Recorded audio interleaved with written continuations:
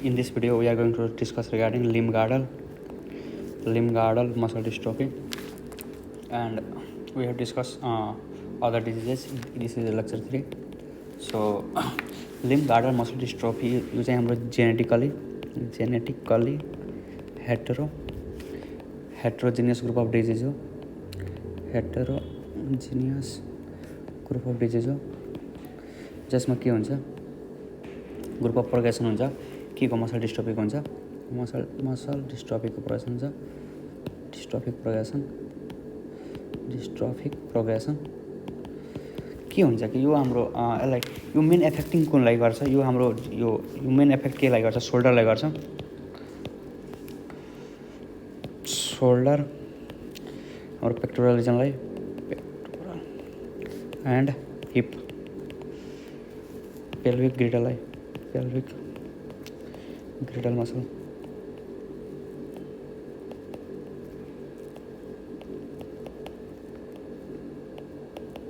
ग्रिडल मसललाई गर्छ girdle muscle के हुन्छ यो भनेको हाम्रो डुकिन बेकर अनि मसल डिस्ट्रोफीबाट अलिक फरक के छ कि डुकिन बेकर मसल जुन थियो हाम्रो एक्स लिङ्क थियो त्यो एक्स लिङ्कले थियो तर यो के हुन्छ हाम्रो अटोजोमल हुन्छ कस्तो हुन्छ हेटेरोजेनियस ग्रुप डिजिज अटोजोमल यो अटोजोमलमा के हुन्छ एउटा डोमिनेन्ट हुन्छ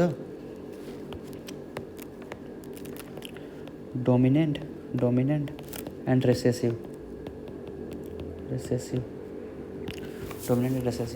हाम्रो अटोजोमल रेसेसिभमा 23 देखिन्छ 23 रेसेसिभ इन्टिटिज देखिन्छ तर हाम्रो 8 अटोजोमल 8 डोमिनेन्ट देखाएको छ के हुन्छ कि हाम्रो यो प्याटर्न भनेको डुकिन जस्तै हुन्छ अनि हाम्रो मेन हाम्रो के हुन्छ यसमा जिनहरूको इन्भल्भमेन्ट डोमिनेन्ट के भन्छ हाम्रो डोमिनेन्टमा के हुन्छ कि LMD लिम्ब गार्डल मस्कुलर डिस्ट्रोफी यसलाई टाइप 1 भनिन्छ 1 लाई क्याटेगोरी हुन्छ यसमा टाइप 2 यसलाई टाइप 2 तिर क्लासिफाई गरिन्छ यसमा के हुन्छ कि यसमा हाम्रो कमन जिन म्युटेसन भनेको के हुन्छ LMN एन्ड CAV3 यसमा भनेको हाम्रो कस्तो जिनको म्युटेसन हुन्छ भनेको CAPN3 DYSF. These are not given in the Robbins, so I am skipping the point. And यो LMN जुन छ नि यो हाम्रो ल्यामिन प्रोटिन सिन्थेसिस गर्ने काम गर्छ एन्ड क्याभियोलिन 3 लेमिन एसीलाई के भन्छ हाम्रो एफेक्ट हुन्छ यो हाम्रो म्युटेसन भएपछि यो जिनमा अनि यसमा हाम्रो म्युटेसन भएपछि क्याल्पेन 3 डिस्फेरिलिन प्रोटिनहरूको डिफेक्ट हुन्छ अनि सार्कोग्लाइकन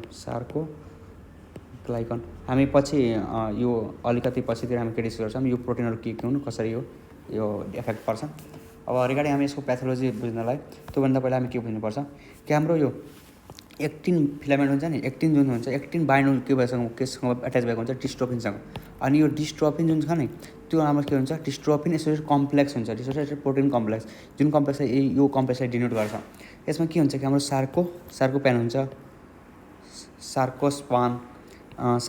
सार्कोग्लाइकन कम्प्लेक्स प्रोटिन हुन्छ डिस्ट्रोग्लाइकन प्रोटिन हुन्छ यिनीहरूसँग बाइन्ड गर्छ यो चाहिँ हाम्रो सेलको मेम्ब्रेन भयो मेम्ब्रेनसँग हाम्रो बाइन्ड गरेर बसेको हुन्छ के डिस्ट्रोफिन यदि डिस्ट्रोनको डिफेक्ट छ भने हामी पछि योभन्दा पहिलाको भिडियोमा डिस्कस गरेका थियौँ DMD एन्ड बेकर BMD अनि आज हामी डिस्कस गरिरहेका छौँ यो प्रोटिनसँग हाम्रो के डिफेक्ट छ हाम्रो यो सार्कोग्लाइकन प्रोटिन एन्ड कम्प्लेक्सहरूसँग के डिफेक्ट देखिरहेको छ भने हामी यसमा डिस्कस गर्न गइरहेछौँ यसको हाम्रो प्याथोफिजियोलोजीतिर जाँदाखेरि हाम्रो लिम्ब ग्रिडल मसल डिस्ट्रोफीको हामी प्याथोफिजियोलोजीतिर जान्छौँ भने के हुन्छ कि यसमा स्ट्रक्चर प्रोटिन हाम्रो डिफेक्ट हुन्छ कुन स्ट्रक्चरल प्रोटिन एफेक्ट हुन्छ स्ट्रक्चरल प्रोटिन जुन चाहिँ यो प्रोटिन हुन् सार्कोग्लाइकन्स अनि यो प्रोटिन कुन प्रोटिन पर्छ भने हाम्रो सार्कोग्लाइकन पर्छ sarcoglycans dystroglycan and laminin etcetera protein are included in the structure protein. यिनीहरूको म्युटेसन हुन्छ, जसले गर्दाखेरि के हुन्छ कि हाम्रो विकेन यो हाम्रो विकेन के हुन्छ, सार्कोलेमा विकेन हुन्छ। हाम्रो यो मेम्ब्रेन जुन थियो नि त्यसलाई साइकल मसलको मेम्ब्रेनलाई के भन्छ, सार्कोलेमा भनिन्छ। त्यो हाम्रो के थियो, सार्कोलेमा हाम्रो के हुन्छ, विक हुन्छ। अनि यो चाहिँ मसलको मेम्ब्रेन हो जुन चाहिँ हाम्रो विक भइहाल्छ, विकेन अफ द सार्कोलेमा। अनि यो सार्कोलेमा विकेन हुन्छ। त्यसपछि हाम्रो अर्को म्युटेसन के हुन्छ कि हाम्रो म्युटेसन भनेको क्याल्पेन 3 म्युटेसन हुन्छ। अर यसलाई डिस्फेरलिन म्युटेसन हुन्छ। यसले के गर्छ कि हाम्रो मसलको यो मेम्ब्रेन जुन छ नि सार्कोलेमा, यसलाई रिपेयर गर्नमा हेल्प गर्छ, तर हाम्रो म्युटेसन यसकै भइदिरहेछ भने यो सार्कोलेमा रिपेयर गर्नमा हेल्प गर्छ। अब के हुन्छ कि सार्कोलेमा नै डिफेक्ट भइरहेछ भने अनि रिपेयर गर्ने जिन नै डिफेक्ट भइरहेछ भने हाम्रो सार्कोलेमाको के हुन्छ कि हाम्रो रिपेयरिङ हुँदैन। यो रिपेयरिङ नभएपछि के हुन्छ, यो डिफेक्टिभ भइहाल्छ, यो हाम्रो डिफेक्टिभ भयो। अब हाम्रो यो मेम्ब्रेन डिफेक्टिभ भयो। यो मेम्ब्रेन डिफेक्टिभ भएपछि के हुन्छ कि हाम्रो सार्कोलेमा फ्राजाइल भइहाल्छ, बिचबिचमा ब्रेक भइरहेको छ। अनि यो भएपछि के हुन्छ कि बाहिरबाट हाम्रो इन्फ्लक्स अफ के हुन्छ, क्याल्सियम आयन भित्र हुन्छ, क्याल्सियम आयन भित्र छिरिदिन्छ। यो छिरेपछि के हुन्छ कि माइक्रोटियर अफ मेम्ब्रेन हाम्रो बिचबिचमा कतै यो माइक्रोटियर भइरहेछ, जहाँबाट क्याल्सियम मजाले छिरिदिरहेछ, इन्फ्लक्स अफ क्याल्सियम भइरहेछ, जसले गर्दाखेरि के हुन्छ कि माइटोकोन्ड्रिया हाम्रो डिसफङ्सनमा गइहाल्छ, माइटोकोन्ड्रियल डिसफङ्सन हुन्छ।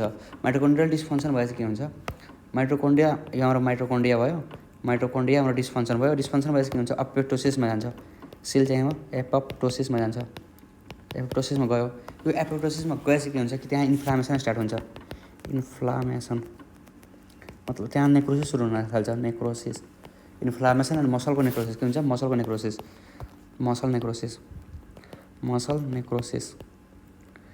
नेक्रोसिस। अब यसपछिको जति प्रोसेस थियो त्यो चाहिँ हामीले यसको भन्दा अघिको भिडियोमा हामी पढाएको थियौँ, ड्युकिन एन्ड बेकर सिन्ड्रोममा। सेम प्याथोफिजियोलोजी यहाँ पनि एप्लाई हुन्छ। अनि यो भएपछि के हुन्छ कि हाम्रो मसल लस के हुन्छ कि त्यहाँ फाइब्रोसिस सुरु हुन्छ, त्यो फाइब्रोसिस भएपछि के हुन्छ, फाइब्रोसिस भएपछि हाम्रो मसल विक हुन्छ। अनि मसल विक भएर हाम्रो के हुन्छ कि डिफिकल्टी हुन्छ, केलाई त्यो मसल विक हुन्छ। मसल विक भएपछि मान्छेलाई केमा डिफिकल्टी हुन्छ, यो मेन चाहिँ हाम्रो प्रोक्सिमल लिम्सको मसल जुन हुन्छ नि, लिम्सको मसल त्यसलाई डिफेक्ट गर्छ। अनि प्रोक्सिमल लिम्सको मसल डिफेक्ट भएपछि हाम्रो walking climbing stair or rising आर्ममा हाम्रो के हुन्छ, डिफेक्ट हुन्छ। अथवा हेभी लोड उठाउन उसलाई गाह्रो हुन्छ, डिफिकल्ट। जसले गर्दाखेरि हाम्रो क्लिनिकल मेनिफेस्टेसन के देखिन्छ, क्लिनिकल फिचर अब यसको के हुन्छ भने हाम्रो प्रोक्सिमल मसल विकनेस हो। यो प्रोक्सिमल मसल विकनेस वाल्डलिङ ग्याट हिपको विकनेसले गर्दाखेरि स्क्यापुलर विङ्गिङ